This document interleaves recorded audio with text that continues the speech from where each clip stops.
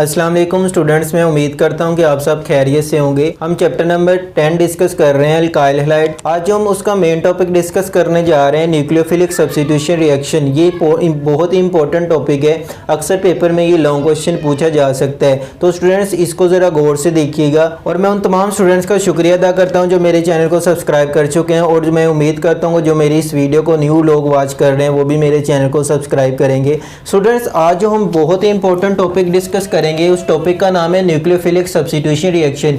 Nucleophilic substitution reaction हमने पढ़ा था कि जो अल्काइल हैलाइड है वो न्यूक्लियोफिलिक सब्स्टिट्यूशन रिएक्शन देते हैं। न्यूक्लियोफिलिक सब्स्टिट्यूशन रिएक्शन को हमने 2 ग्रुप्स में डिवाइड किया हुआ है, एक है SN2 मैकेनिज्म और दूसरे SN1 मैकेनिज्म। SN2 और SN1 में क्या डिफरेंस है? इसमें 2 मॉलिक्यूल पार्टिसिपेट करते हैं रिएक्शन में, तो इसको हम नाम देते हैं nucleophilic substitution reaction of by molecular. इसमें सिर्फ रेट डिटरमिनिंग स्टेप में सिर्फ एक ही मॉलिक्यूल पार्टिसिपेट करता है, तो इसलिए इसको हम नाम देते हैं nucleophilic substitution of unimolecular reaction. उसके बाद स्टूडेंट्स इन दोनों रिएक्शन में इंपॉर्टेंट क्या है कि हम कैसे डिफरेंस कर सकते हैं कि SN2 रिएक्शन हो रहा है या SN1 रिएक्शन हो रहा है। इन दोनों में डिफरेंस करने के लिए 2 मेन स्टेप है जिसकी बेस पे हम डिफरेंस करते हैं कि आया कि रिएक्शन SN1 हो रहा है या SN2 हो रहा है। तो देखिए स्टूडेंट्स, सबसे पहले हमने कहा ब्रेकिंग ऑफ ओल्ड बॉन्ड, कि आपके पास जो अल्काइल हैलाइड है उसमें हमने कहा था 4 प्रॉपर्टीज होती है। एक सबस्ट्रेट होता है, एक न्यूक्लियोफाइल होता है, एक इलेक्ट्रोफाइल होता है और एक लीविंग ग्रुप होता है। ब्रेकिंग ऑफ ओल्ड बॉन्ड, एक ब्रेक होगा, एक स्टेप में ये ब्रेक होगा, और सेकंड स्टेप में क्या होगा? फॉर्मेशन ऑफ न्यू बॉन्ड, कि न्यूक्लियोफाइल का सबस्ट्रेट वाली कार्बन से बॉन्ड बी बनेगा। अगर ये दोनों स्टेप एक ही वक्त में हो रहे होंगे, यानी कि बॉन्ड फॉर्मेशन और बॉन्ड ब्रेकिंग सिंगल स्टेप में हो रहा है, साइमल्टेनियसली हो रहा है, तो उस मैकेनिज्म को नाम देते हैं SN2 मैकेनिज्म।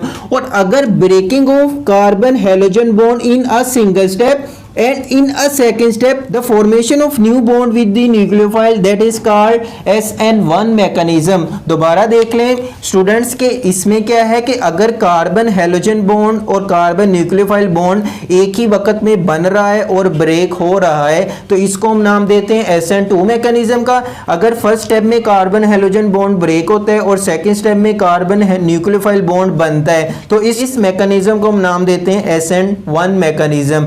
इसलिए इसको हम नाम देते हैं यूनिमोलिक्यूलर का और इसको हम नाम देते हैं बाइमोलिक्यूलर का। तो स्टूडेंट्स फर्स्ट पार्ट में हम एक्सप्लेन करते हैं न्यूक्लियोफिलिक सब्स्टिट्यूशन रिएक्शन ऑफ बाइमोलिक्यूलर, कि बाइमोलिक्यूलर को किस मैकेनिज्म के जरिए से होता है। तो इसको हम डिफाइन कुछ यूं कर सकते हैं, nucleophilic substitution reaction in which breaking of carbon halogen bond and the formation of nucleophile और कार्बन बॉन्ड साइमल्टेनियसली, के breaking of bond and formation of new bond take place in a single step and a simultaneously, that is called nucleophilic substitution of bimolecular reaction. Students अगर आप इसको in points की form में explain करेंगे तो paper में जब आप ऐसे ही लिखेंगे तो पेपर वाले को जो चेक करे उसके ऊपर अच्छा इंप्रेशन पड़ेगा, और मैं उम्मीद करता हूं कि वो आपको इसमें से फुल मार्क्स दे सकता है अगर आप उसको इन पॉइंट्स की फॉर्म में लिखेंगे। तो देखिए स्टूडेंट्स, सबसे पहले हमने इसकी डेफिनेशन कर ली, उसके बाद सेकंड पे हम एग्जांपल देखते हैं। एग्जांपल में देखें आपके पास ये सबस्ट्रेट है, इसमें ब्रोमीन लिविंग ग्रुप है, ये इसमें इलेक्ट्रोफाइल है, जबकि ये इसमें आ रहा है न्यूक्लियोफाइल। हमने कहा न्यूक्लियोफाइल अटैच हो रहा है अल्काइल के साथ, ये बन जाएगा अल्कोहल और Br नेगेटिव फॉर्म में निकलेगा।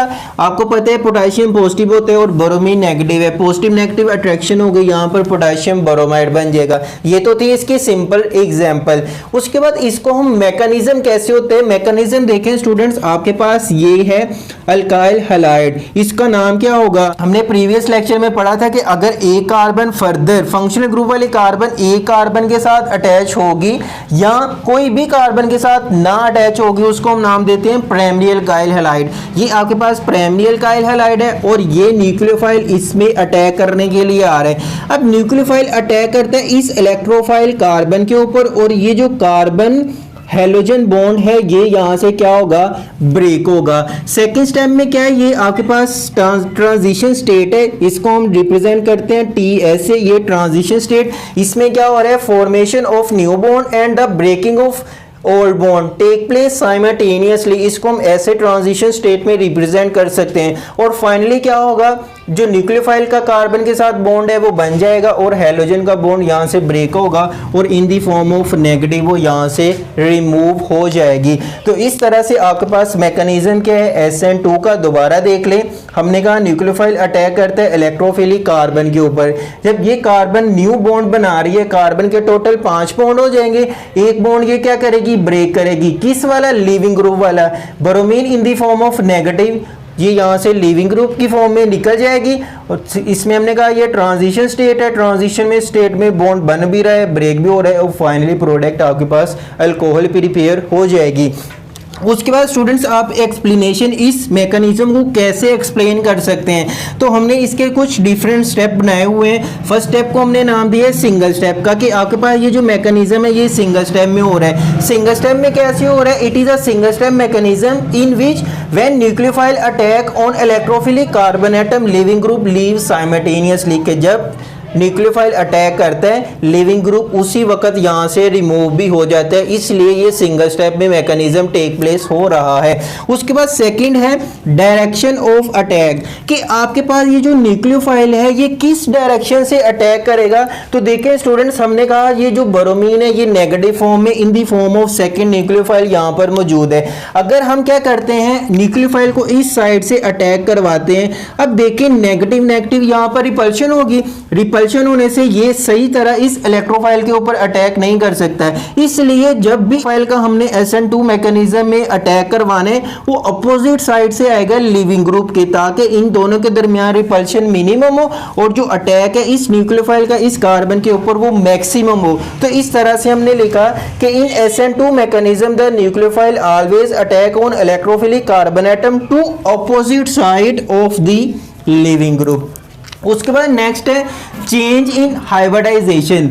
अब इस मैकेनिज्म में हाइब्रिडाइजेशन कैसे चेंज हो रही है, देखें स्टूडेंट्स, हमने कहा कि इसमें आपने पढ़ा था कि अगर एक कार्बन के साथ 4 एटम अटैच है तो उसकी हाइब्रिडाइजेशन होती है sp3।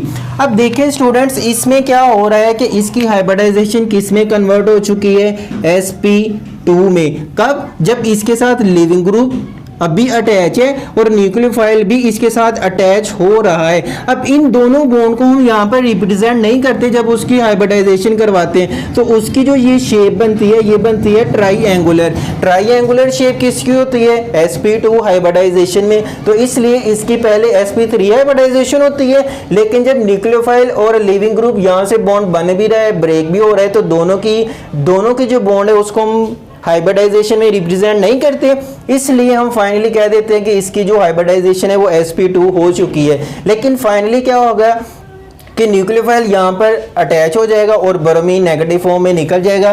फिर इसमें एक कार्बन के साथ कितने ग्रुप अटैच है, 4, इसकी हाइब्रिडाइजेशन क्या होगी, sp3। तो इस तरह से हमने हाइब्रिडाइजेशन में लिखा कि इसकी जो हाइब्रिडाइजेशन फर्स्ट पे है वो sp3 है, लेकिन जब न्यूक्लियोफाइल इसके ऊपर अटैक करते हैं formation of new bond and breaking of old bond take place हो रहा है, इसमें हम इसको हाइब्रिडाइजेशन में रिप्रेजेंट नहीं करते, तो फाइनली उसकी जो sp2 हाइब्रिडाइजेशन हो जाती है। जब न्यूक्लियोफाइल टोटल उससे अटैच होगा तो आपके पास इसकी हाइब्रिडाइजेशन sp3 दोबारा अगेन हो जाएगी। उसके बाद नेक्स्ट है इसकी इन्वर्जन ऑफ कॉन्फ़िगरेशन। कॉन्फ़िगरेशन क्या होती है कि नंबर ऑफ एटम आप किस तरह स्पेस में रिप्रेजेंट करते हैं। ये तीनों हाइड्रोजन क्या है, यहाँ पर लिविंग ग्रुप है और तीनों हाइड्रोजन इसकी लेफ्ट साइड पे मौजूद है। लेकिन जब इसकी फाइनल प्रोडक्ट बनती है इसमें हम देखें कि ये तीनों जो हाइड्रोजन है वो इसकी किस साइड पे मौजूद है, राइट साइड पे। तो इस तरह से हमने कहा कि इसकी जो कॉन्फ़िगरेशन है वो टोटल ही 100% इन्वर्ट हो गई है, ऑपोजिट हो चुकी है।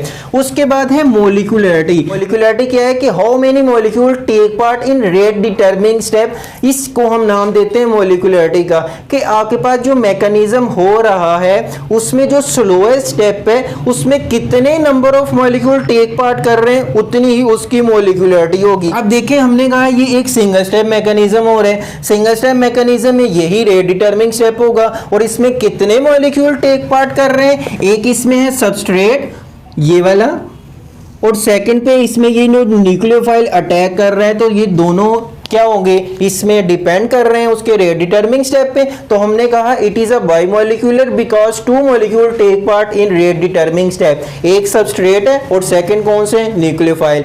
उसके बाद नेक्स्ट आते हैं रिएक्शन काइनेटिक। रिएक्शन काइनेटिक में क्या करते हैं हम, इस मैकेनिज्म के ऊपर स्टडी की गई। मैकेनिज्म की स्टडी करने के बाद पता चला कि इसकी जो मैकेनिज्म में जो कंसंट्रेशन है वो टू डिफरेंट कंपाउंड के ऊपर डिपेंड करती है, एक वो अल्काइल हैलाइड की कंसंट्रेशन पे और दूसरा न्यूक्लियोफाइल पे। तो इस तरह से आप उसका रेट भी लिख सकते हैं कि इसका जो रेट है वो अल्काइल हैलाइड की कंसंट्रेशन पे डिपेंड कर रहा है और सेकंड पे न्यूक्लियोफाइल की कंसंट्रेशन पे। और इसका जो ऑर्डर होगा, इसका पावर 1, इसकी पावर 1, अगर हम इन दोनों को ऐड करते हैं तो इसका ऑर्डर आ जाएगा सेकंड ऑर्डर। और लास्ट पे हम देखते हैं कि जो कौन से अल्काइल हैलाइड है जो SN2 मैकेनिज्म को फॉलो करते हैं, तो वो सिर्फ प्राइमरी अल्काइल हैलाइड है जो SN2 मैकेनिज्म को फॉलो करते हैं। तो स्टूडेंट्स मैं उम्मीद करता हूं कि आपको इस लेक्चर की समझ आई होगी। अगर फिर भी कोई कंफ्यूजन हो या कोई क्वेश्चन हो तो आप कमेंट बॉक्स में मुझसे पूछ सकते हैं। और स्टूडेंट्स प्लीज मेरे चैनल को सब्सक्राइब कीजिए ताकि मेरी हर आने वाली वीडियो आप जल्द से जल्द वॉच कर सकें।